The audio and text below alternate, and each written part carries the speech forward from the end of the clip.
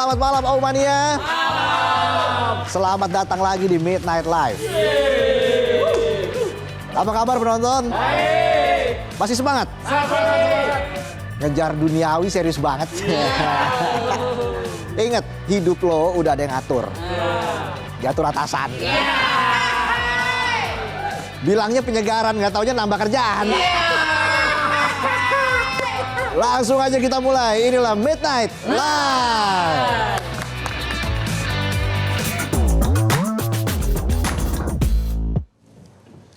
Berita malam ini kita akan bahas soal media sosial.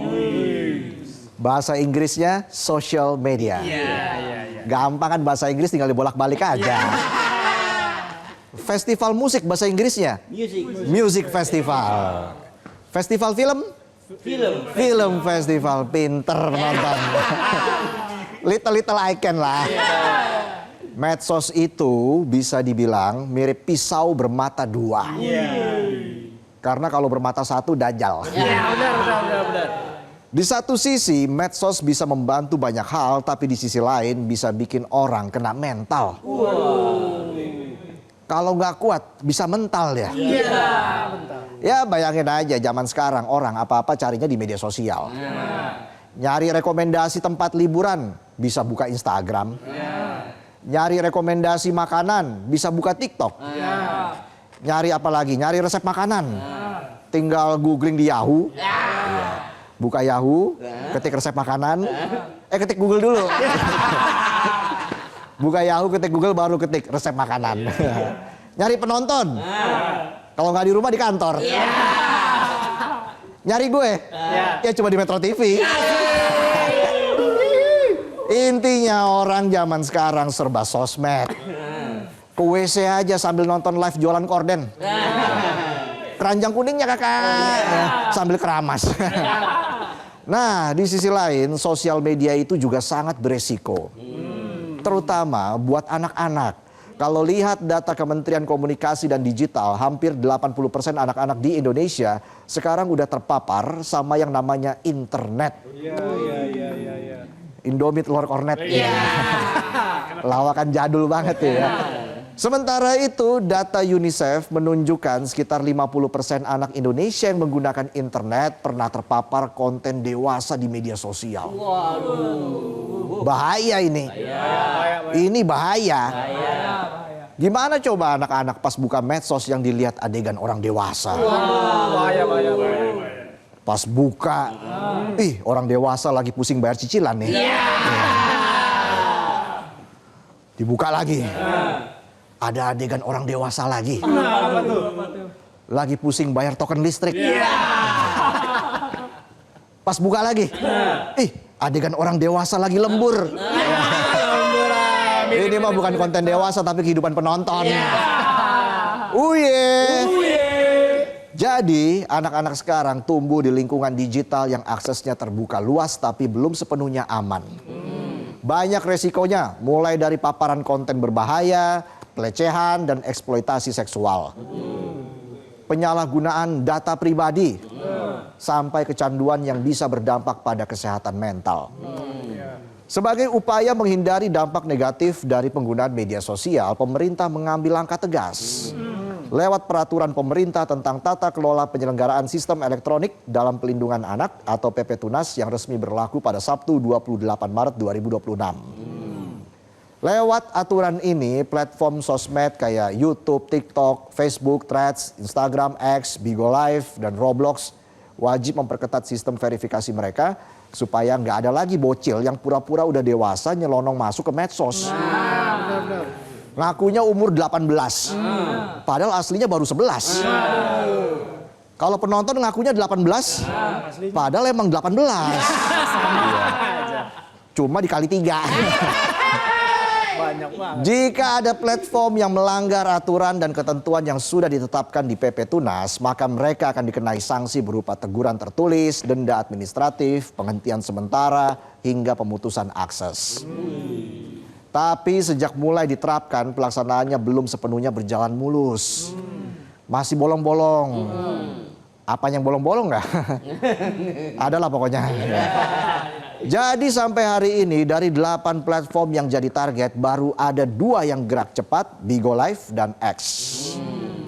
2 platform lain, TikTok dan Roblox, baru memenuhi sebagian ketentuan. Sementara Meta dan Google yang jadi induk Facebook, Instagram, Threads, dan YouTube sama sekali belum ada pergerakan untuk melakukan pembatasan. Kabarnya sih mereka masih melakukan koordinasi internal.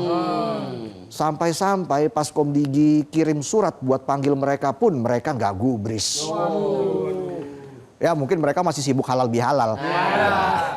Tapi sebelum PP Tunas resmi diterapkan, Meta lewat keterangan tertulisnya pernah bilang kalau dari awal mereka sudah berkomitmen melindungi remaja lewat fitur khusus di Instagram dan Facebook. Fitur ini dirancang untuk membatasi paparan konten negatif dan mengurangi interaksi dengan orang asing yang selama ini menjadi kekhawatiran banyak orang tua. Bayangin aja tiba-tiba ada orang asing nawarin bubuk abate. Emang mau jualan itu sih ya. Tiba-tiba ada orang asing aja kenalan. What's your name? Emang orang asing soalnya. Iya. Telat. Atau tiba-tiba ada orang asing lagi disapa. Hei antek-antek asing. Lanjut lagi, sementara itu Google justru menyatakan ketidaksetujuannya terhadap larangan total. Menurut Google, pembatasan sosial media untuk anak bisa berakibat pada hilangnya fitur pengawasan orang tua seperti kontrol waktu layar atau screen time dan pengawasan aktivitas anak. Dan tanpa fitur itu, anak-anak justru bisa mencari celah dan menggunakan layanan digital tanpa kontrol yang memadai. Izin Google. Bang Larry, Bang Sergey. Kalau anaknya nggak main medsos kan ortunya nggak perlu ngawasin. Yang penting anaknya nggak main judol. Itu dia. Ortunya malah spin. Soalnya iklannya masih seliweran sih. Dosen Fakultas Hukum Universitas Bina Nusantara Ahmad Sofyan mengingatkan kalau efektivitas aturan ini sangat bergantung pada kepatuhan platform dan ketegasan hukum. Nah masalahnya sampai sekarang alat pemantauan untuk platform digital belum sepenuhnya siap.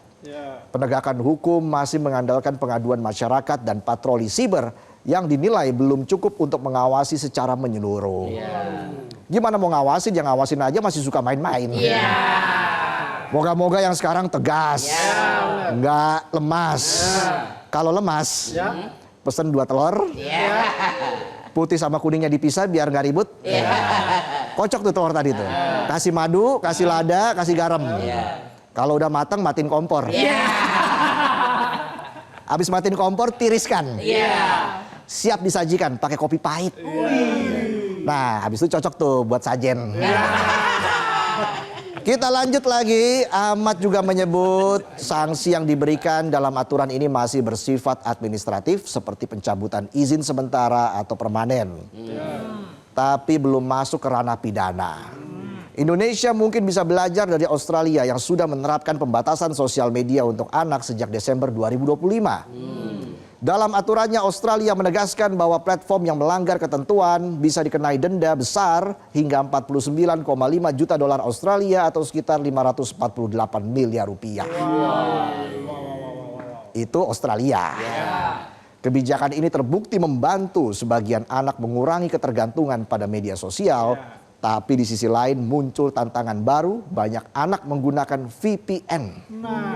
Itu dia. Agar bisa mengakses platform yang dibatasi.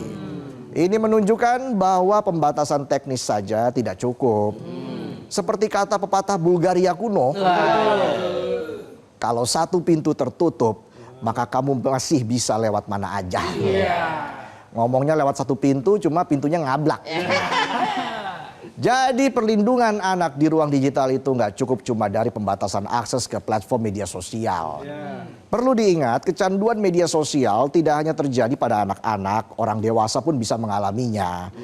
Bahkan dalam gugatan di pengadilan Amerika Serikat, Meta dan YouTube diputus bersalah oleh pengadilan karena membuat platform yang adiktif, bukan hanya karena kontennya, tapi juga karena desain platformnya bikin kita scrolling terus. Sampai jempol six pack. Di era digital ini memang paparan sosial media pada anak-anak nggak bisa dihindari. Walaupun banyak resikonya, tapi kita juga nggak bisa mengesampingkan manfaatnya. Intinya tergantung dari gimana kita menyikapinya aja. Ingat, Di setiap masalah pasti ada problem. Sama aja, sama dong. That simple. Makanya selain pembatasan oleh platform, peran orang tua yang paling penting. Mulailah sering-sering ngobrol sama anak. Ajak anak-anak beraktivitas fisik. Ya. Angkat galon. Angkat pasir. Angkat martabat keluarga. Yang bisa diangkat, angkat lah. Kalau penonton angkat tangan. Nyerah dong, nyerah. Udah nyerah capek ngejilat. Pada akhirnya yang dibutuhkan bukan cuma pembatasan, tapi keseimbangan antara perlindungan dan pemanfaatan informasi. Buat pemerintah, terapkan hukum yang tegas dan konsisten. Kalau platform macam-macam, kita harus lebih kejam. Jangan merem, ntar lama-lama melempem. Apa udah melempem ya? Ya udah tahu saya, kok nanya saya. Itulah tadi sajian pembuka kami di Midnight Live. Dan kami masih akan kembali dengan sejumlah informasi lain. Usai jeda kita juga punya Come On, Kamis Omon-Omon Online. Jadi jangan kemana-mana Aumania, tetaplah di Midnight Live. Jelajahi cara baru mendapatkan informasi. Download Metro TV Extend sekarang.